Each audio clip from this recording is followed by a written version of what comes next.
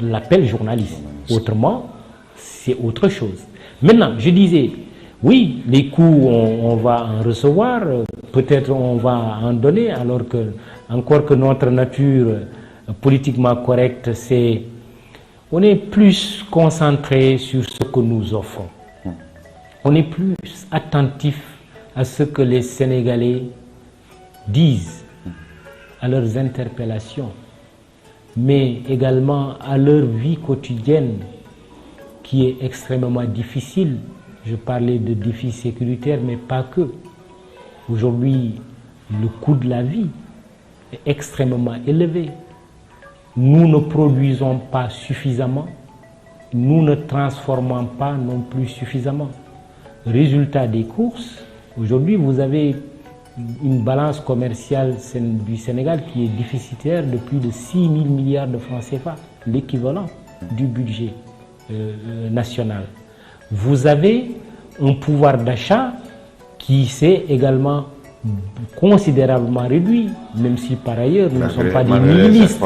Il y a eu des efforts pour par exemple les fonctionnaires, mais tous les travailleurs ne sont pas des fonctionnaires. Mais ce n'est pas seulement que d'augmenter les salaires, parce qu'il faut faire attention. Si vous augmentez les salaires et que le coût de la vie, vous ne le maîtrisez pas, un taux d'inflation qui fait plus de 11%. Maintenant, c'est vrai, il y a des éléments conjoncturels. On ne nie pas qu'il y a eu la Covid-19, on ne nie pas que la crise russo-ukrainienne a entraîné un renchérissement de beaucoup de prix, de produits et de services. Cela est une réalité. Mais ce que je veux dire tout simplement, Birahim, c'est que en décidant de nous engager, nous pensons, mais véritablement, que c'était la décision qu'il fallait prendre. Maintenant, quand on prend une décision, on l'assume. C'est vrai, j'avais des rendez-vous, vous avez dû remarquer, dès les premières heures qui ont suivi le lancement du mouvement, j'ai transmis le relais à des confrères et des consoeurs qui sont des professionnels qui font leur travail, et également au niveau managérial, pour éviter tout amalgame, voire toute confusion. Nous avons également pris la décision de ce retrait volontaire qui s'est traduit par voilà, que nous nous sommes déchargés de nos fonctions de directeur général. Aujourd'hui, mes frères Alassane Samba Diop et Boubacar Diallo sont respectivement directeur général et directeur général adjoint. Un duo de professionnels qui sont connus et reconnus, qui ont une très grande expérience, qui ont un parcours et qui vont sans aucun doute relever le défi, parce que le groupe immédiat, quand même, n'oublions pas, a démarré ses activités il y a moins de 5 ans, mais c'est un groupe qui s'est positionné, qui se constate, qui compte, je crois, en toute humilité et qui pèse également avec toute l'humilité requise. Alors, bien le bonjour à ces deux confrères, mais surtout, je lancerai un clin d'œil à Alassane Samba Diop. Un ami à vous, au-delà du journaliste que vous êtes, vous avez pratiquement beaucoup cheminé ensemble. Absolument. Presque tout créé ensemble. Et ça depuis quand même quelques années. La radio municipale de Dakar, de Sport FM, de RFM, etc. entre autres.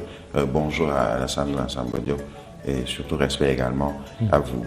Ce génie sénégalais est en train de somnoler. Demain, c'est maintenant, on veut le réveiller. Ça fait partie des propos que vous avez tenus au lancement de votre mouvement. Absolument. Est-ce à dire que tout ce qui nous entoure aujourd'hui, il y a encore beaucoup à faire, surtout par rapport à ce Sénégalais qui n'est plus vraiment mis en exergue et aujourd'hui qui est pratiquement même écrasé par les politiques et leur manière de faire la politique. Pas tous, bien sûr, il y a des exceptions, mais quand même, depuis un certain nombre de mois ou d'années, les choses ont tendance à changer de manière assez négative pour certains. Mais clairement, Birahim, on ne s'en rend pas compte. Depuis plus de 2 ans, ce pays est sous tension. Avec des jeunes qui sont morts, des blessés, des disparitions. Au point qu'on en est arrivé à banaliser la mort. mes dernières pensées pieuses, elles vont à toutes les victimes, c'est vrai, elles vont, puisque il y a encore quelques jours, une jeune fille de 15 ans a trouvé la mort lors de manifestations. Et encore, je crois que c'est justement en banalisant ces choses graves, le discours, la violence physique qui se traduit par des morts, des mutilés, que nous, si nous n'y prenons garde, nous risquons de tomber justement dans des situations vécues par des pays. Parce que cela a commencé comme cela. Or, il fut un temps quand on vous disait qu'il y a eu un mort dans une manifestation, c'était un scandale, c'était un drame, parce que c'était un deuil national. Un deuil national. Et même, regardez, le carnage sur nos routes. On ne s'en rend pas compte. Là, entre 2 janvier et là, on est au mois de mai, on a enregistré plus d'une centaine de morts. Ou près d'une centaine de morts juste dans 2 accidents de la route. On est passé, dès le lendemain, on est passé à autre chose. Même des mesures qui ont été annoncées ont été rangées pratiquement au musée des archaïsmes. On ne peut pas vivre de tension. C'est pour ça que demain, c'est maintenant dit. Il faut qu'on retrouve la sérénité. Il faut qu'on retrouve la stabilité, la paix. Il faut surtout qu'on retrouve la cohésion sociale.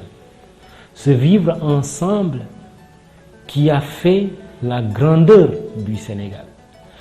Nous, Sénégalais, jusque dans la pratique de nos religions, nous avons toujours été des gens mesurés. Notre rapport à l'autre, à travers le cousinage à plaisanterie, soit à travers nos noms de famille, ou je ne dirais même pas nos ethnies, parce qu'au fond, en réalité, à force de dire ethnie, un tel appartient à telle ethnie, une certaine catégorisation. Une certaine catégorisation et parfois même stigmatisation. Mais en tout cas, notre diversité sociologique, notre diversité culturelle,